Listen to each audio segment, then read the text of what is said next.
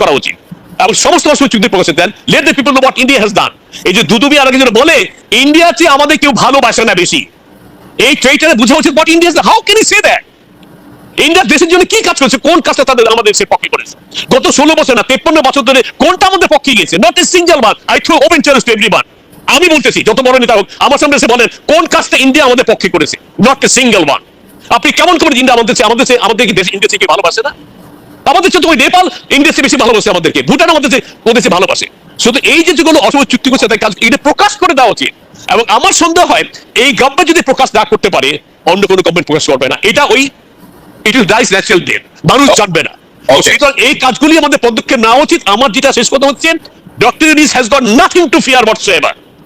সমস্ত দেশের জনগণ তার সাথে, যেমন ছাত্রদের এবং আর্ম ফোর্সেসের 95% তার সাথে আছে, পুরো বিশ্ব তার কাছে তার সাথে। What is here there to fear? তার ভয় পাওয়ার কি আছে উনি? কারণ এই বসে ভয় পাবেন কেন? উনি যদি আল্লাহ রিজিকের মালিক হয় তখন থেকে আল্লাহ তাআলা ইন দ্য পসিবিলিটি কিছু ঘটনা ঘটে যায় উনি বলেন আমি করেছি, দেশের মানুষ তার পক্ষে আছে। এবং আমি বিশ্বাস করি যেহেতু আল্লাহ তাকে পাঠিয়েছে, ইজ গড সেন্ট, আল্লাহ তোকে সুস্থ থাকবেন, হাই দেবেন। অনেক ইয়েছে ওনার সব ছেড়ে মুছে ফেলে দেওয়া উচিত, ওনার কঠোর হতে হবে, এইটাই প্রয়োজন এই সময় আমাদের। ওকে, কারণ মুদাসসির, আমি আপনার কাছে আবার ব্যাক করব অ্যাডভোকেট কাজী আব্দুল্লাহ মামুন। আপনি এর কর্নেল মুদাসসিরের প্রত্যেকটা কথা মনোযোগ দিয়ে আপনি শুনেছেন। এবার যে বিষয়টা নিয়ে আমি আপনার কাছে জানতে চাচ্ছি, আপনি কি মনে করেন এটাই সলিউশন যে ডক্টর মোহাম্মদ ইউনূস যদি স্ট্রং হন এবং উনি যদি একটা সিদ্ধান্ত নিয়ে বলেন that's what I want you to do and that's the way it should be, আপনি কি মনে করেন এখানে কোনো ব্যাকক্লাশ তৈরি হবে এবং ডক্টর মোহাম্মদ ইউনূসের কোনো সাবজেক্ট নিয়ে ওয়ারিড হওয়ার কোনো কিছু আছে কিনা? দেখেন, আপনি যেটা কথা বলেছেন এটা সত্যি কথা। ইউনূস সাহেব পলিটিক্যাল অভিজ্ঞতা না থাকলে এখন পলিটিক্যাল ইনস্টিটিউশনের প্রধান, চেয়ার মেকসিমেন্ট পারফেক্ট। ওনার অ্যাডভাইজার গুলো যদি আকবরের বয়স ছিল 11 বছর, তার অভিভাবক ছিল, তার নবরত্ন ছিল, 9 জন অ্যাডভাইজার ছিল, 9 জন থেকে অ্যাডভাইস দিতেন, আর ওনার নিজস্ব একটা ছিল, তার পয়েন্ট ছিল 10 পয়েন্ট। ইউনূস সাহেবকে যদি মামুন ভাই আপনার ভয়েসটা আমরা শুনতে পাই কম। এখন প্রশ্ন হচ্ছে ইউনূস সাহেবকে অবশ্যই কঠোর হতে হবে। এর আগে আমি বলেছিলাম, যদি এটা যে ম্যাকিয়াভেলির থিওরি প্রিন্সে লিখেছিল যে রাষ্ট্রনায়ককে হতে হবে সিংহের মতো শক্তিশালী এবং শৃগালের মতো যুক্ত, আমি অন্যভাবে বলতে চাই ওনাকে সাহসী হতে হবে এবং উনি কি বিচক্ষণ হতে হবে। এই দুইটাই ওনার সম্ভাবনা আছে। যদি ওনার চারপাশে যদি পলিটিক্যাল অভিজ্ঞতা লোক থাকে। এখন প্রশ্ন হয়েছে যে বাংলাদেশে মানে মানে চাটুকারির কারণেই এখানে কিংস পার্টি গড়ে উঠছে, কি বিএনপি কি জাতীয় পার্টি কি জামাত। আমরা 60 বছর রাজনীতি করলে আমাদের কোনো দাম নাই, কেন আমরা কোনো কিংস পার্টি করি নাই। এইসব কারণে আপনারা যারা রাজনীতি নিয়ে এত মাথা ঘামান, আপনারা কোনো রাজনৈতিক দায়িত্ব নিতে চান না। আমাদের দল বড় হবে কি করে? আমরা কিংস পার্টি জীবনে করবো না, মরে যাবো। এখন আপনারা বলেন যে মাওলানা ভাসানী ব্যর্থ হয়েছে, আরে মাওলানা ভাসানী অসংখ্য টাকা আপনারা করবেন, 86 টাকা আমরা করবেন। এখন যদি আমরা মনে করি যে না না না না ঘুরে ফিরে আবার তারেক জিয়াই বিকল্প, আবার খালেদা জিয়া বিকল্প, খালেদা জিয়ার চকলেট আবার চুঙ্গাম আবার কার চাটুকারিত হয়েছিল।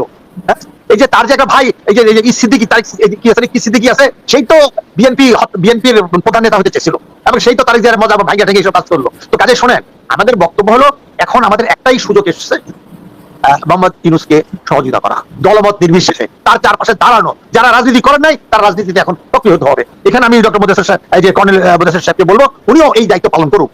যেখানে সাধারণরা কোন দলের উপর আস্থা না রেখে তারা যদি জীবন দিতে পারে এবং তাদের অনুরোধে, যেসব বৈষম্য বিরোধী ছাত্র নেতৃবৃন্দ ছিল 158 জন, তারা পর্যন্ত জানে যে এখানে তারা শুধু চাকরির জন্য করছে, তারা ইউনূসকে বেছে নিয়েছিলেন, আমরাও মেনে নিয়েছিলাম।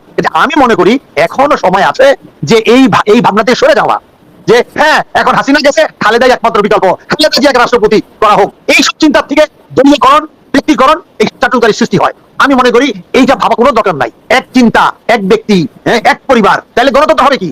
ওই সব বৈচিত্র্যের মধ্যে ঐক্য থাকতে হবে। গণতন্ত্র মানে আছে আমরা 5 জন বসে, 1 2 3 4 5 জন, 5 জন তো 5 রকম অভিজ্ঞতা নিয়ে এসেছি, কিন্তু আমরা আলোচনার মাধ্যমে যদি কমন পয়েন্টে একমত হয়ে দেশকে আমরা সংগঠিত করতে পারি, এটা একটা বিরাট শক্তি। এখন আপনি দেখেন ডক্টর ইউনূসের চারপাশে সব এনজিও মার্কা, ওই যে বলে না সিভিল ইভিলরা বসে রয়েছে এবং তার চিটাগাংয়ের লোকজন বসে রয়েছে। আমাদের সুযোগ কোথায় রে ভাই? আমাদের কোনো সুযোগ নাই, আমাদের হাঁস মুরগি।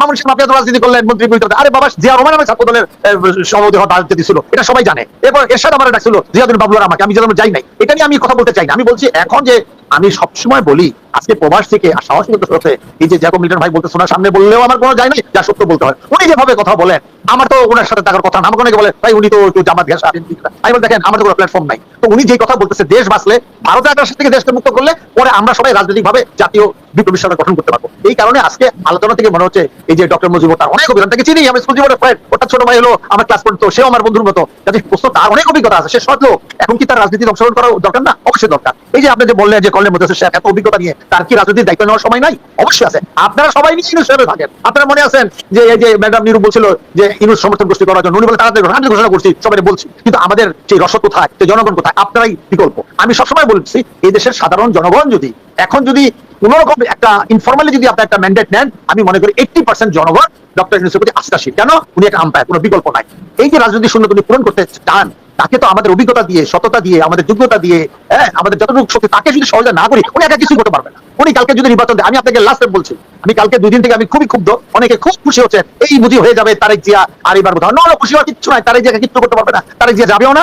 যদি নির্বাচন হয়ে যায়, যেদিন তফসিল ঘোষণা করবে, সেদিন থেকে আমাদের প্রবাসী সরকার সাব্যস্ত ছিল, আমি বিদ্রোহ করবো। বলবেন আমি একা কি করবো? আরে ভাই, জামাল দোগল একাই করছিল। আপনি কি জানেন বেনবেল্লা 4 জন ফ্রেন্ড নিয়ে তারা নশাতাল একটা জায়গা সুইজারল্যান্ডে 4 বন্ধু নিয়ে ব্রিটিশ সাম্রাজ্য, এই যে ফরাসি সাম্রাজ্যবাদের বিরুদ্ধে তখন একমত হইল না 4 বন্ধু, তখন সে দাঁড়ায় বলো এই মুহূর্তের থেকে আমি ফরাসি সাম্রাজ্যবাদের বিরুদ্ধে সদস্য ঘোষণা করবো। আমি ক্ষুদ্র মামুন তাই করবো, আপনারাও তাই করবেন। আমি মনে করি আমরা আশাবাদী হতে চাই। আমি মনে করি জ্যাকব মিল্টন সারা বাংলাদেশের একটা শক্তি। আমি জানি জ্যাকব মিল্টনকে এই যে থামানোর জন্য এই ওয়াকার গঙ্গা বহু চেষ্টা করছে, শেষ পর্যন্ত ওইটা জ্যাকব মিল্টন ভাই নিজেই বলবেন কেন ওয়াকার সাহেব তাকে ফোন করলো, কেন তাকে চালতে চাইলো যে আপনি কি বেনিফিট অফ ডাউট নিতে চান না। জানে জ্যাকব মিল্টন সত্য কথা বলে, জানে জ্যাকব মিল্টন ছেড়ে কথা বলে, কারণ জ্যাকব মিল্টনের পার্টি হলো বাংলাদেশ। উনি যদিও বলেন বাংলাদেশ দালাল, আমি শব্দটা ব্যবহার করতে চাই, উনি ওনার পার্টি বাংলাদেশ, আর আমি বলি জনগণই বিকল্প। কাজে এখানে যারা যারা আজকে আছে তারা খুবই গুরুত্বপূর্ণ। মহিলা হিসাবে ম্যাডাম নিরু অনেক ছাত্র রাজনীতির প্রতি অভিজ্ঞতা আছে, ওনারও সৎ আকাঙ্ক্ষা আমরা দেখেছি, জনগণ শুনেছি। উনি একবার কেঁদে দিয়েছিলেন যে ইউনূস সাহেবের, উনি হলো বাংলার ম্যান্ডেলা। এই যে বাংলার ম্যান্ডেলাকে সাউথ এশিয়ার ম্যান্ডেলা বলেন, একে যদি আমরা কাজে না লাগাতে পারি, ভাই নেতা তো হয় যুগে যুগে, কর্মী হয় লাখে লাখে, কর্মী রিক্রুট করা যাবে, নেতা পেশেন্টকে পয়দা হয় না। কাজেই উনি তো নিজে স্বেচ্ছায় আসে নাই, তারা রিকোয়েস্ট করে আসছে, আর রিকোয়েস্ট করে যখন আনছেন, আমরা যখন সমর্থন করছি, আমাদের কি দায়িত্ব নাই তাকে সহযোগিতা করার? তার পাশে যারা আছে সেটা বিদায় করতে হবে। এই যে এখন যে কথা যেগুলো বলতেছে, আমরা তো তাকে যেতেই পারবো না। শোনা গেল উনি লন্ডনে আসছে, আমি তো যেরকম হলে আমি জেলস হয়ে সে সুযোগ নাই। কে যে ধাক্কা থেকে কথা, এটা হিউমিলেটেড হয়ে রাজনীতি করি না, করবো না। তারপর আপনাদের সাথে আছি, আপনাদের মূল্যবান বক্তব্য শুনছি। শুধু ক্ষমতায় যাওয়াই রাজনীতি নয়, ক্ষমতা না যেও রাজনীতি করা যায়। সেই কারণে আমি মনে করি আমাদের আশাবাদী হওয়া উচিত। একটি জাতীয় সরকার করতে গেলে, একটি বিপ্লবী সরকার করতে গেলে, ইভেন এই বিপ্লবী সরকার অন্যতম স্টেক হোল্ডার ছিল এদেশের জুনিয়র অফিসার, সেখানে এই এখান থেকেও তাদের প্রতিনিধিত্ব করা থাকে। জাতীয় সরকার মানে কি? আমরা 71 ফেল করছি, 90 ফেল করছে, 7 হাসিনাকে 32 নম্বরে আমরা বলেছিলাম, আমি নিজে সর্বদা সতর্কতা বলছিলাম যে আমরা ঐক্যবদ্ধ আন্দোলন করেছি, ঐক্যবদ্ধ নির্বাচন হবে, ঐক্যবদ্ধ জাতীয় সরকার হবে, হয় নাই।